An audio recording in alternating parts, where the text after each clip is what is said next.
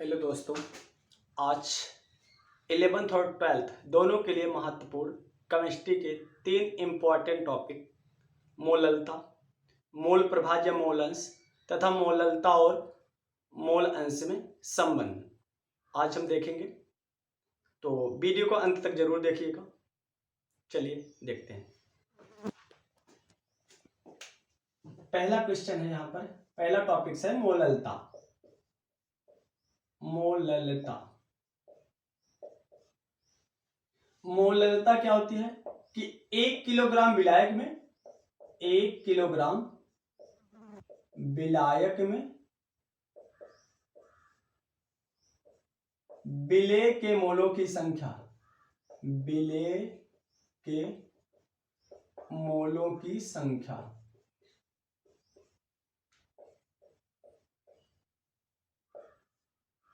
मोललता कहलाती है।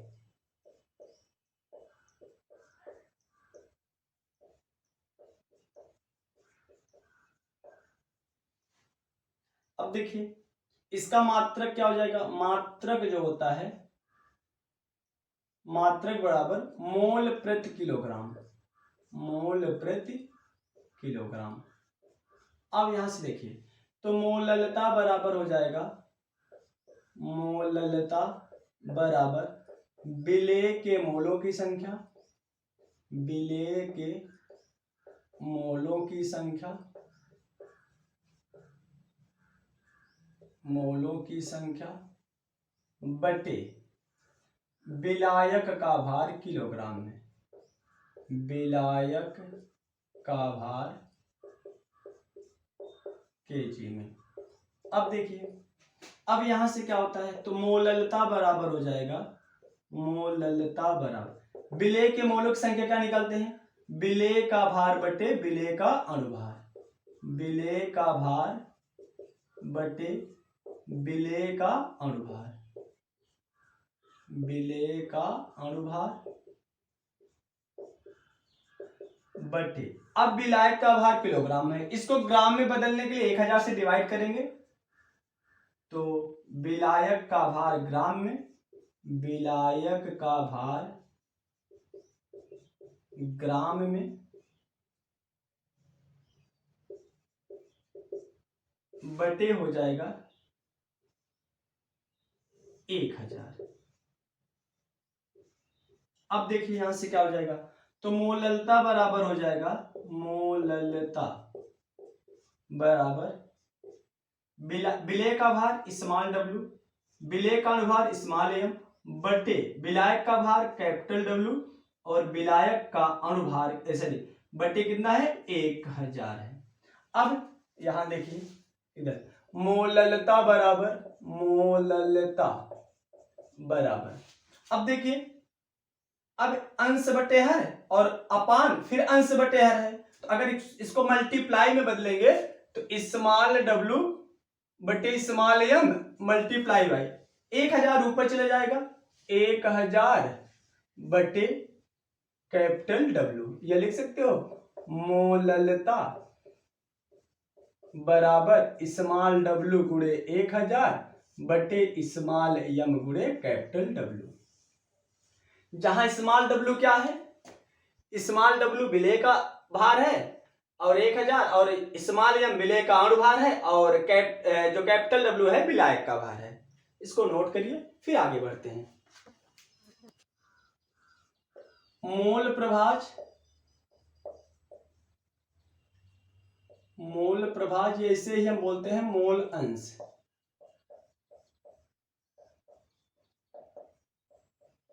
चलिए देखते हैं क्या होता है। देखिए मोल प्रभाज या मोल अंश क्या होता है। अभी हम सीख गए हैं मोलों की संख्या कैसे निकालते हैं, चाहे विलेय हो चाहे विलायक हो, किसी के मोलों की संख्या निकालना हो तो आप उसके भार को उसके अनुभार से भाग दे दीजिए। चलिए तो पहले हम मोलों की संख्या निकालेंगे, क्योंकि विलयन में 2 भाग होते हैं, एक विलेय होता है और विलायक होता है। विलेय और विलायक के मोलों की संख्या निकालने के बाद तो किसी एक घटक के मोलों की संख्या तथा समस्त घटकों की मोलों की संख्या का जो अनुपात होता है मोल प्रभाज कहलाता है। फिर से देखिए इसको अगर डिफिनेशन लिखना चाहो तो कैसे लिख सकते हो कि विलयन में उपस्थित किसी एक घटक के मोलों की संख्या तथा उस विलयन के समस्त घटकों के मोलों की संख्या के अनुपात को उस विलयन का या उस विलेय या विलायक का मोल प्रभाज कहते हैं। अगर विलेय का मोल प्रभाज निकालना है तो विलेय के मोलों की संख्या को कुल मोलों की संख्या से डिवाइड करते हैं। अगर विलायक के मोलों की संख्या विलायक का मोल प्रभाज निकालना है तो विलायक के मोलों की संख्या को कुल मोलों की संख्या से डिवाइड करते हैं। तो चलिए देखते हैं क्या होता है। अगर मान लेते हैं, माना विलेय के मोलों की संख्या, विलेय के मोलों की संख्या को स्मॉल एन से, मोलों की संख्या बराबर स्मॉल एन। विलायक के मोलों की संख्या, विलायक के मोलों की संख्या, मोलों की संख्या कैपिटल एन है। अब देखिए मोल प्रभाज निकालना है। अगर दोनों का निकालना, विलेय और विलायक दोनों का मोल प्रभाज निकालना हो तो सपोज करिए, माना ए विलेय व बी विलायक है, विलायक है, तो विलेय का मोल प्रभाज, विलेय का मोल प्रभाज कितना हो जाएगा? देखिए मोल प्रभाज यक्स, और किसका? विलेय का, तो यक्स ए लिख देंगे सफिक्स में। तो यक्स ए बराबर विलेय का निकालना है मोल प्रभाज, तो जिसका मोल प्रभाज निकालना हो उसके मोलों की संख्या को, तो विलेय के मोलों की संख्या क्या है? Small N. कुल मोलों की संख्या, विलयन में कुल क्या होता है? विलेय और विलायक दोनों होता है, तो दोनों के मोलों की संख्या का योग कर दीजिए, small N plus capital N, ये आ जाएगा विलेय का मोल प्रभाज। अगर विलायक का मोल प्रभाज निकालना है, विलायक का मोल प्रभाज निकालना है, विलायक का मोल प्रभाज निकालना है, तो अब क्या कर देंगे? विलायक के मोलों की संख्या कैपिटल एन बटे कुल मोलों की संख्या small N plus capital N. तो ये हो गया किसी के मोलों की मोल प्रभाज निकालने के लिए सबसे पहले उस विलयन के दोनों घटक का मोल निकालते हैं, फिर जिसका भी मोल प्रभाज निकालना हो तो उसके मोलों की संख्या को उस विलयन के कुल मोलों की संख्या से डिवाइड कर देंगे, तो मोल प्रभाज आसानी से आ जाएगा। ठीक है, नोट करिए संबंध मोललता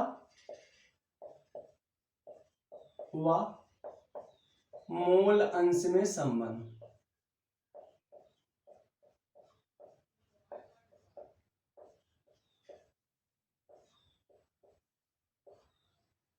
अब देखिए मोललता और मोल अंश में संबंध के लिए सबसे पहले हम मोल प्रभाज, अभी हमने सीखा मोल प्रभाज, तो विलेय का मोल प्रभाज, विलेय का मोल प्रभाज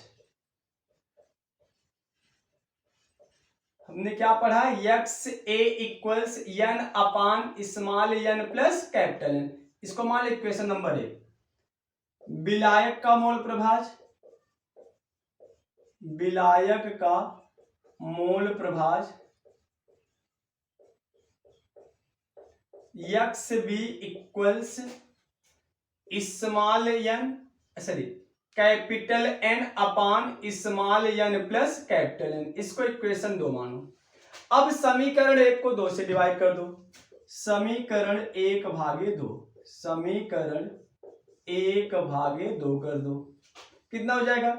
दाएं पक्ष से भाग होगा और बाएं पक्ष से भाग होगा, तो X A upon X B equals N upon small N plus capital N upon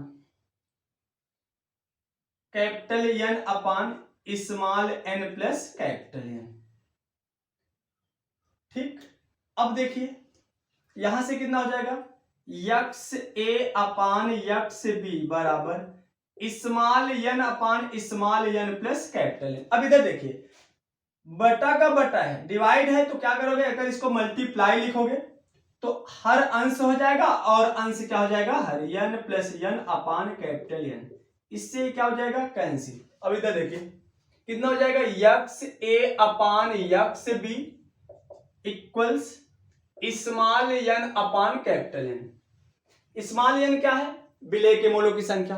capital N क्या है? विलायक के मोलों की संख्या। हमें पता है विलेय के मोलों की संख्या बराबर विलेय का भार बटे विलेय का अणुभार, और विलायक के मोलों की संख्या बराबर विलायक का भार बटे विलायक का अणुभार। विलेय को स्मॉल से, विलायक को कैपिटल से प्रदर्शित करते हैं। तो यहां से रख दीजिए वैल्यू, कितना हो जाएगा? X A upon X B equals small W बटे स्मॉल एम बटे कैपिटल डब्ल्यू बटे कैपिटल एम। अब यहां से हो जाएगा X A upon X B equals small W बटे स्मॉल एम, डिवाइड है इसको मल्टीप्लाई लिखेंगे तो हर अंश हो जाएगा, अंश हर हो जाएगा, कैपिटल एन ऊपर चला जाएगा और कैपिटल डब्ल्यू नीचे चला आएगा। अब देखिए फिर क्या हो जाएगा? X A upon X B. अब हम लिख क्या सकते हैं? 1000 से ऊपर नीचे गुणा कर दीजिए तो क्या हो जाएगा? स्मॉल डब्ल्यू गुणे 1000 इंटू कैपिटल एम ऐसे रहने दीजिए बटे स्मॉल एम गुणे कैपिटल डब्ल्यू। ठीक, तो क्या हो जाएगा? अब इतने को और नीचे भी 1000 से मल्टीप्लाई कर दो। हमें पता है इतने को हम बोलते हैं मोललता। क्या बोलते हैं? मोललता बोलते हैं। तो लिख सकते हैं क्या? X A upon X B equals मोललता गुणे कैपिटल एम अपान कितना हो जाएगा? 1000। हमें निकालना क्या है? यहां देखिए निकालना क्या है? मोललता। इधर जो गुणा होगा भाग हो जाएगा, जो भाग होगा तो गुणा हो जाएगा। तो कितना हो जाएगा? मोललता बराबर यक्स ए इंटू 1000 बटे यक्स बी इंटू कैपिटल एम। तो कहने का मतलब मोललता जो होगा विलेय का मोल प्रभाज गुणे 1000 बटे विलायक का मोल प्रभाज गुणे विलायक का अणुभार। ठीक, नोट करिए इसको।